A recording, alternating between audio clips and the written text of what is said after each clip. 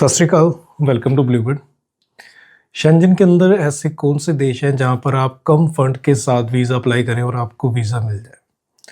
क्योंकि आपको ये चीज़ इसलिए देखनी पड़ेगी क्योंकि कुछ कंट्रीज़ के अंदर ट्रैवल कॉस्ट ज़्यादा आती है, इसलिए वीज़ा ऑफिसर हमेशा वीज़ा तब देता है जब आपके पास फंड्स अच्छे होते हैं। यदि आपके पास फंड्स अच्छे नहीं होते तो वीज़ा ऑफिसर रिजेक्ट कर सकता है वीज़ा आपका। तो इसलिए आपको राइट कंट्री चूज़ करनी पड़ेगी कि जिस कंट्री के अंदर कम फंड्स में वीज़ा आ जाए। बट साथ में ये भी ध्यान रखना है कि ऐसा देश भी ना हो जहाँ पर वीज़ा सक्सेस रेट बहुत कम हो, जैसे स्लोवेकिया हो, जैसे स्लोवेनिया हो गया, क्रोएशिया हो गया। ऐसी कंट्रीज़ के अंदर ट्रैवल कॉस्ट कम आती है, बट ये कंट्रीज़ टूरिस्ट वीज़ा कम देती है। तो हमें ये भी देखना होगा कि ऐसी कंट्रीज़ के अंदर ही अप्लाई करें जहाँ पर वीज़ा सक्सेस रेट भी अच्छी है और कम फंड के साथ वीज़ा भी आ जाए। तो आज की वीडियो हम इसी पे बात करने वाले हैं। वीडियो आप एंड तक भी देखें और साथ में चैनल को सब्सक्राइब जरूर कर दें। यदि आप सब्सक्राइब करेंगे तो हमें और मोटिवेशन मिलेगा और ऐसी इन्फॉर्मेटिव वीडियोस जो है हम लेकर आते रहेंगे। शेंजन वीज़ा आप खुद अप्लाई करने जा रहे हैं और आपको ट्रैवल आइटनरी चाहिए हो, कवर लेटर और चेकलिस्ट देखनी हो तो आप हमारी वेबसाइट bluebirdnest.com पर जाके वो चेकलिस्ट, ट्रैवल आइटनरी और कवर लेटर डाउनलोड कर सकते हैं और आप यूज़ कर सकते हैं अपनी वीज़ा एप्लीकेशन के लिए। और यदि आप चेक करना चाहते हैं कि आपके वीज़ा सक्सेस रेट के कितने चांस हैं, कितने % चांस है कि आपको वीज़ा मिले, तो आप हमारी वेबसाइट और हमारी ऐप bluebirdnest.com पर जाकर अपनी वीज़ा कैलकुलेशन भी कर सकते हैं।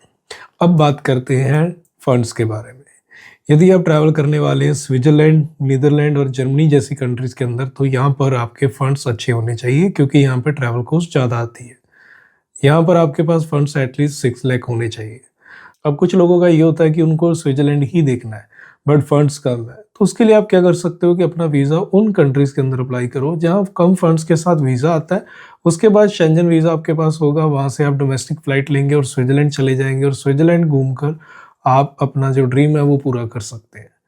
तो इसके लिए आपको राइट कंट्री चूज़ करना बहुत ज़रूरी है। 2 चीज़ें ध्यान रखनी है। पहला, फंड्स कम के साथ वीज़ा दे रही हो कंट्री। सेकंड चीज़ आपने क्या देखनी है कि उस कंट्रीज़ की वीज़ा सक्सेस रेट भी अच्छी होनी चाहिए। ऐसा नहीं कि वीज़ा सक्सेस रेट बहुत डाउन है और आपने ये देख के वीज़ा अप्लाई कर दिया कि यहाँ ट्रैवल कॉस्ट कम है तो मुझे यहाँ वीज़ा मिल जाएगा, फिर भी वीज़ा नहीं मिलेगा।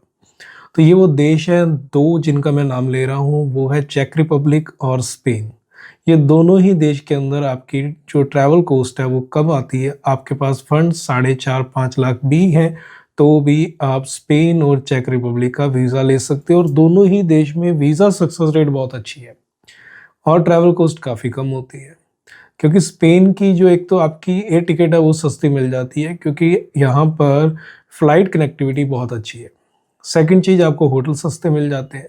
थर्ड, ट्रांसपोर्ट भी सस्ता है और फूड भी सस्ता है। तो इस वजह से यहाँ पर ट्रैवल कॉस्ट कम आती है और वीज़ा ऑफिसर 4.5 से 5 लाख फंड के साथ भी वीज़ा अप्रूव कर देते हैं। सेम चीज़ चेक रिपब्लिक के बारे में भी आप कह सकते हैं।